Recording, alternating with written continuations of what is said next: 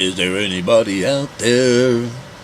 Hey guys, I just disappeared. Looks like I got more bedhead than I had. That's because I went in with wet head from running through the rain. Oh, who cares? Well, I guess vanity is one of those things. Isn't that something? Is vanity one of those sins? Might be. But anyways, who gives a damn? Alright.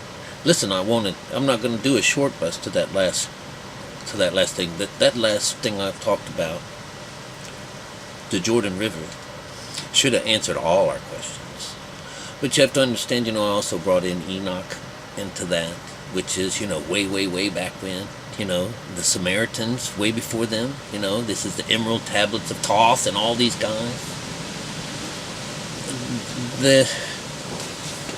Even if they were real, this Thoth, Jesus, or all these things, they came here to tell the story, and it would have been screwed up and bastardized by the earth side of things, because like they said,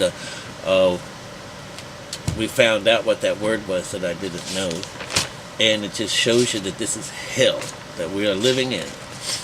Sheol, Sheol, and of course those numbers were not positive, because that came down with 3. Remember, 3 is in a duality, so I'm going to have to look closer to that before I start telling you one thing or the other. If you take just like the number system, if you take it off and you don't know what came before and what came after, that is taking something out of context. So I'm going to not do that in the future. When I see a reference like that, I'll go and check it out to tell you whether or not it's a negative or a positive side. When people are born down here, that's the skin 5 going into 3, and that's not the good side. Alright, you're connected, it's just not the good side. It also didn't tell you beta conscious, born into sin. That's the sin, the sign. This is just going into the lower. But when it comes to Enoch and his brother and his sister and all these guys that came down to earth, to cultivate it and to create man, right?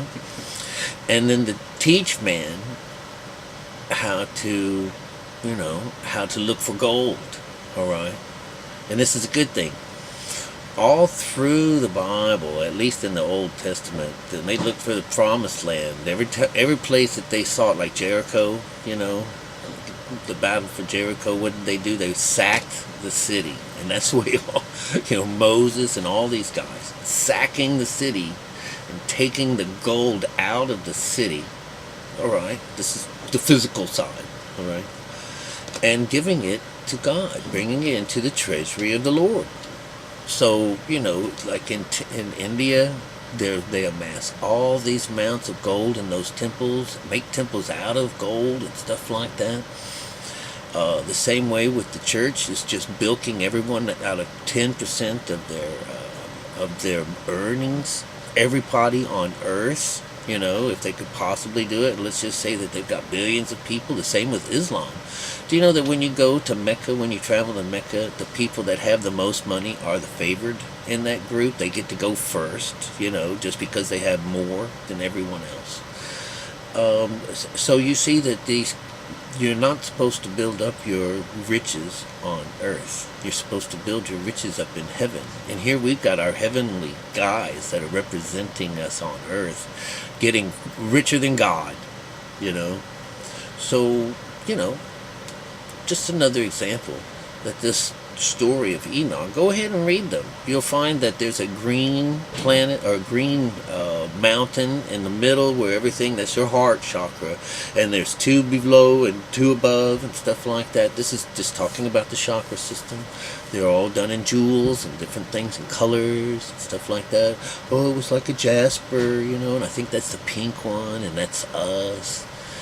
Listen, it's all the same, but we are told that in this time of slumber that we're going to be deceived by mother and father, our family, our mind, our skins, what we feel, what we see, what we taste. We're all going to be deceived by this lower side of us.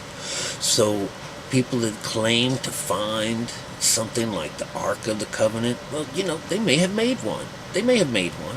But whether or not it had any power to it at all, or whether it was a box of cereal or something like that, it doesn't have the power in it. But, symbolically, to a bunch of, natives who's never seen anything before like this, they're going to go and say, I want to do this. I want to be just like them. And of course, this would be a lie. And the Shroud of Turin, we got a Shroud of Turin. Let's make one of those. Well, I got a Shroud of Turin. Here's my shroud. Here's my Shroud of Turin. Check it out. The NSA, the only people who will truly listen to you. Yeah, this is the downstairs world here, right? So, they may well, just put that mark of the beast under there, in your hand and your arm. This hand and the hand and the forehead, it's what we change, we want to have these things working for us, but this outside world does not want them working, all right? They teach, so Enoch and those guys were here to teach the humans how to dig for gold, right? And so these people that are mimicking these gods, right, the ones that put on the hats and they're trying to be all these people that they see in the pictures and stuff like that, go get man, go out there, dig in the dirt, find the gold, and bring it back to the temple. This is to help our atmosphere.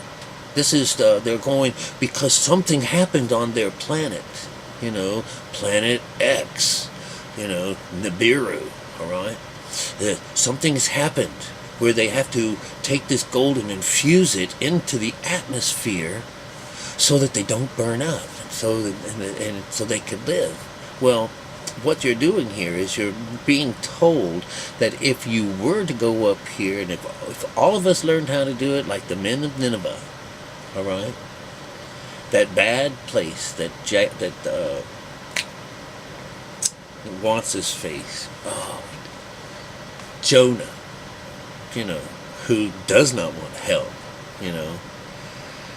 he would rather the Lord destroy them and wipe them off the face of the earth. But instead, you want to convert them into the better side, and that's what he did. And he didn't have to kill anybody with a sword or blow anyone up or create a flood. And, God doesn't destroy things like that. It's not that kind of destructive thing. But those on the lower end of things, the other side of God, the other end of this good thing is something bad, and it has all the rights to destroy things. And what you're getting is, when the mind is impure, it's not together, when it's double-minded, and the heart is hardened, then the energy, you're dead, right? So the energies that you are feeding from are the lower sides, and what you emit is lower energy. So this is where all our terrible times come from. This is our bad atmosphere, because it shows us that if we were to go in and convert and turn into something nice, then we are no longer living in darkness, but we are living in light. And that we don't take this light and hide it under a table. We put it out where everyone can see it to light up the world.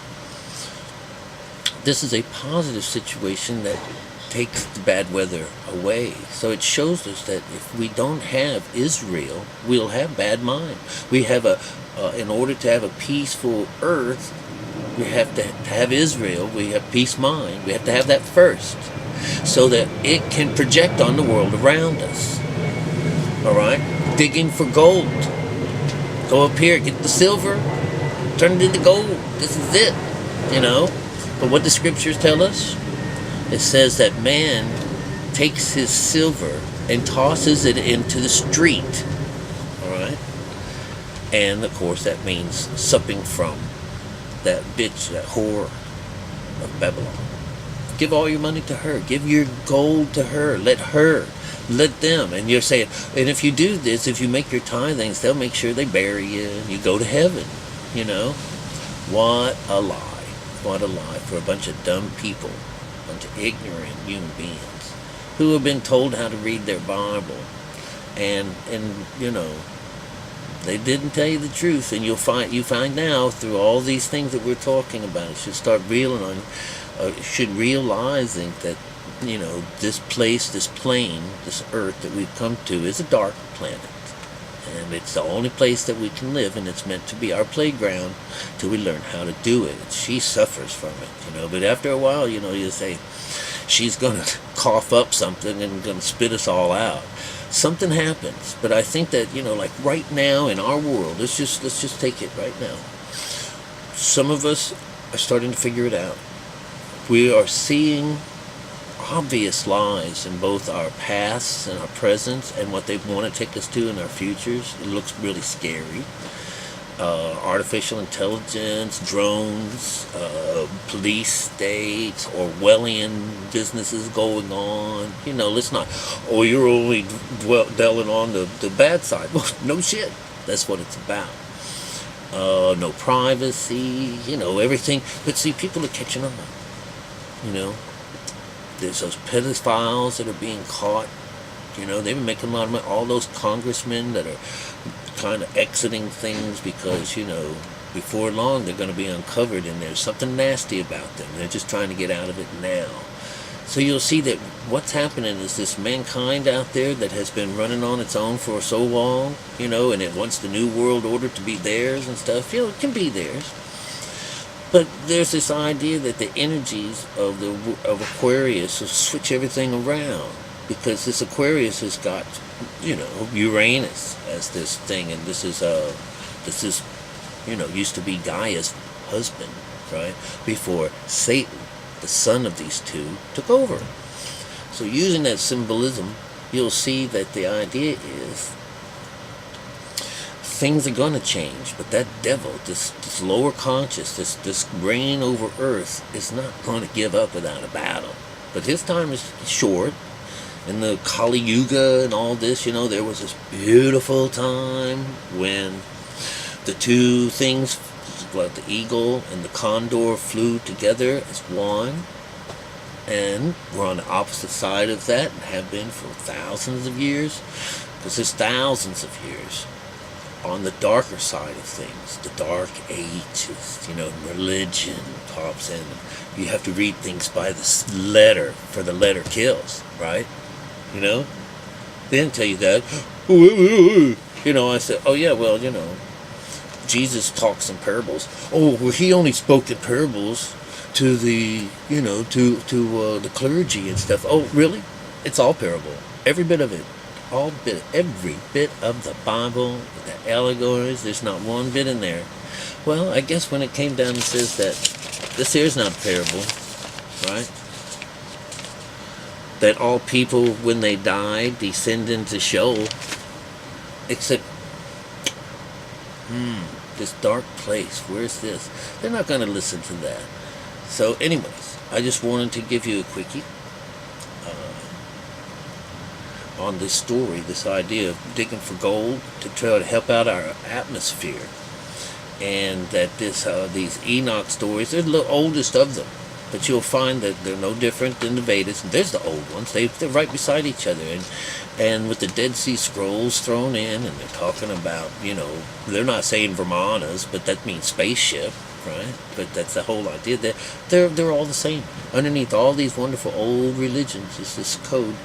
And it's just talking basically about one day you'll wake up and you'll come out of hell. You will reach this place. But, you know, you have to come back down into hell.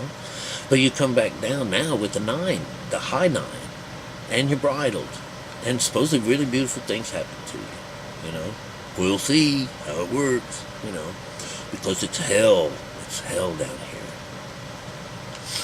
You see what they did, you know, with Jesus, you know, this was the religion, you know, if he was alive, let's just play with that idea for a moment. We'll kill you the way you're being taught, the way you teach, you know, and it'll just we'll get rid of you because you're causing trouble down here in hell.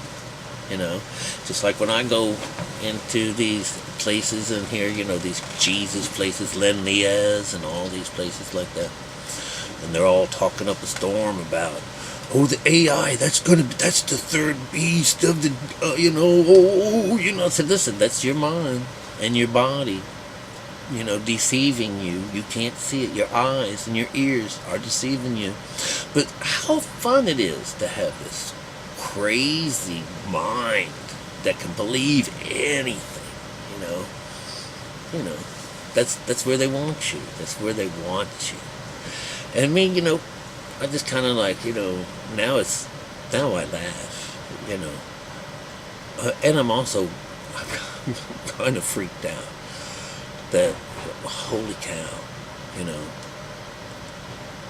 what happens when you're just all by yourself. That's why I'm doing this. I need friends. I need other people to help me.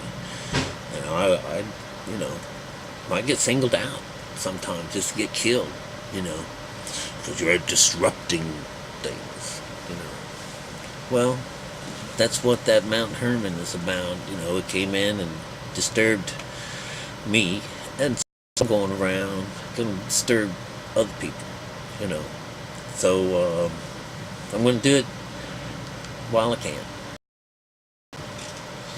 And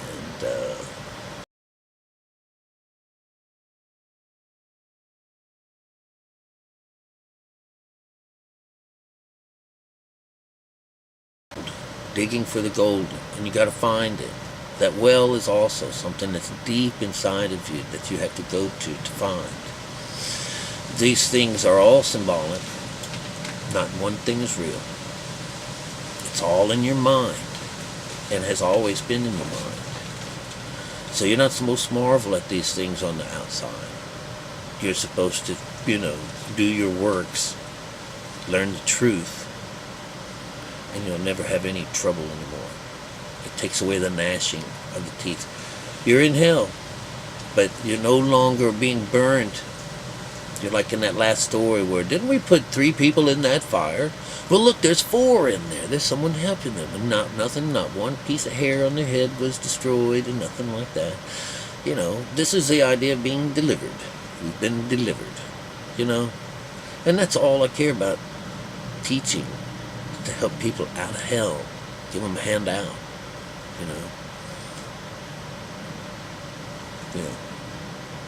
So I'm a devil. Anyways, I was, Anyways, you guys, you have a good one. Take care. And Grandma, you're just amazing. Just amazing. Spread it around. You can't keep this shit to yourself, Well, yeah, I guess it does. I'm the teacher. You're the disciple. All right? You decide whether or not you want to share it. That's how it works. I am a disciple and an apostle. An apostle is the teacher. I love you.